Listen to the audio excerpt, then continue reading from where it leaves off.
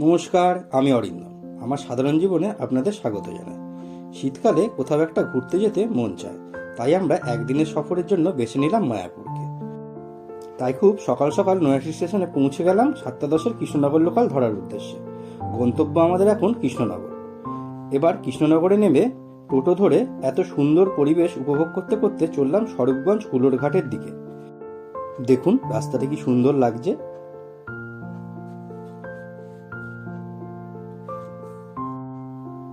পৌঁছে গেছি ঘাটে। এবার মাথা পিছু 3 টাকা দিয়ে টিকিট কেটে নৌকার জন্য একটু অপেক্ষা করছিলাম।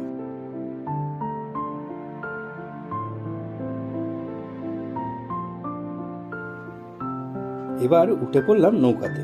দারুণ লাগছিল জানেন, যদিও ঘাট পারাপার করতে 1 মিনিটেরও সময় লাগে না।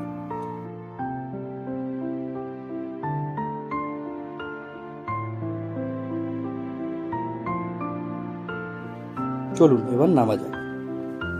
নেমেই চোখে পড়ল শ্রী চৈতন্য মঠ লেখা এই বিশাল গেটটি, যেটা পেরিয়ে আমরা সামনের দিকে এগিয়ে চললাম। রাস্তার দুদিকে যে অসংখ্য মন্দির আছে সেগুলি দেখে মূল মন্দিরের দিকে যাব বলে। এই যে মন্দিরটা দেখছেন, এটা আমরা আগের বার এসে দেখিনি, তাই দেখার খুব ইচ্ছা ছিল।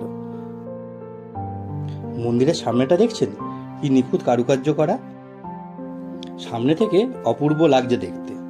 চলুন ভেতরে প্রবেশ করি। এটি একটি সমাধি মন্দির, আর ডান দিকে দেখুন কত কাহিনী খোদাই করা রয়েছে।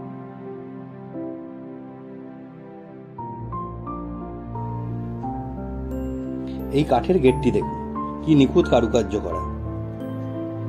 ভেতরের কারুকার্য ও স্নিগ্ধতা দেখে মন ভরে গেল।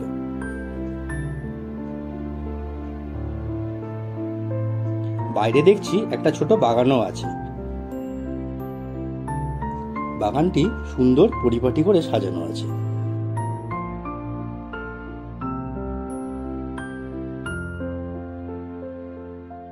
এখান থেকে বেরিয়ে পৌঁছে গেলাম মেন মন্দিরে। এটাই মন্দিরে প্রবেশ করার মেন দরজা। ঢুকেই বাঁদিকে যে খড়ের ঘরটা দেখতে পাচ্ছেন, এখানে 24x7 হরিনাম সংকীর্তন হয়। আর ডান দিকে প্রসাদ গ্রহণ করার জন্য যে কুপন দেওয়া হয় তার কাউন্টার রয়েছে, কিন্তু আমরা নিরামিষ খাবার ক্যারি করেছিলাম বলে এবারে আমরা আর কুপন কাটিনি। ওই খড়ের ঘরের পাশ দিয়ে আমরা চললাম নতুন মন্দিরের ব্যাক সাইডে। চলুন এবার আপনাদেরকে একটা দারুণ জিনিস দেখাই।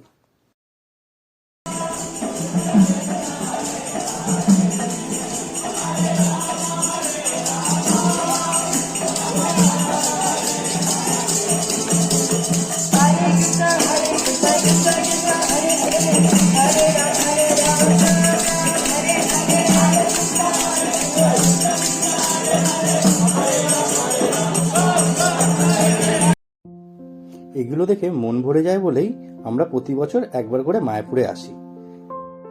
আর মূল মন্দির, যেখানে অষ্টসখী সহ রাধাকৃষ্ণের নিত্য পুজো হয়, ওখানে ক্যামেরা অ্যালাউ না বলে আমি আপনাদের সাথে শেয়ার করতে পারলাম না। এখানে প্রতি বছর এই মেলাটি বসে, যেটা গীতা মেলা নামে প্রসিদ্ধ।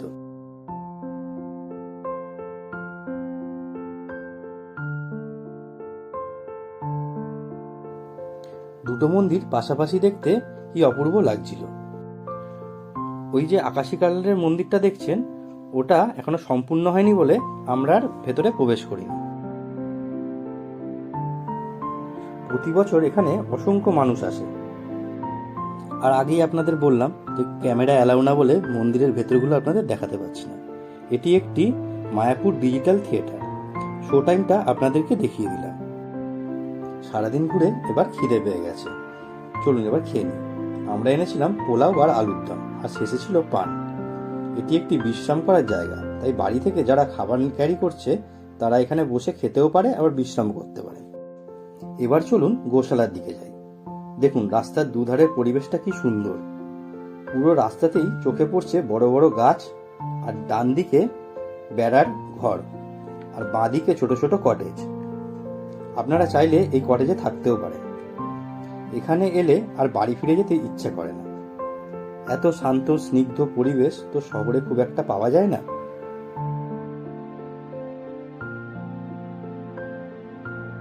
হাঁটতে হাঁটতে পৌঁছে গেলাম গোশালায়।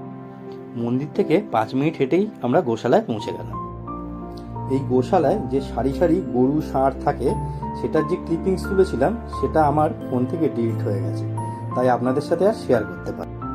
গোশালার এই দোকানটিতে দারুণ ক্ষীর, দই আর ঘি পাওয়া যায়। এই দেখুন গরুর গাড়ি। অনেকে মন্দির থেকে গোশালায় যাওয়ার জন্য বা গোশালা থেকে মন্দিরে ফেরার জন্য গরুর গাড়ি করে থাকে। চলুন তাহলে এবার বাড়ির দিকে ফেরা যাক। ভিডিওটা তাহলে এখানেই শেষ করছি। দেখা হবে পরবর্তী ভিডিওতে। আমার ভিডিও যদি আপনাদের ভালো লেগে থাকে তাহলে আমার ইউটিউব চ্যানেলটাকে অবশ্যই সাবস্ক্রাইব করে দেবেন আর পাশে থাকা বেল বাটনটা ক্লিক করে দেবেন। আর যারা ফেসবুক থেকে দেখছেন তারা আমার পেজটাকে অবশ্যই ফলো করে দেবেন। দেখা হচ্ছে পরবর্তী ভিডিওতে। ধন্যবাদ।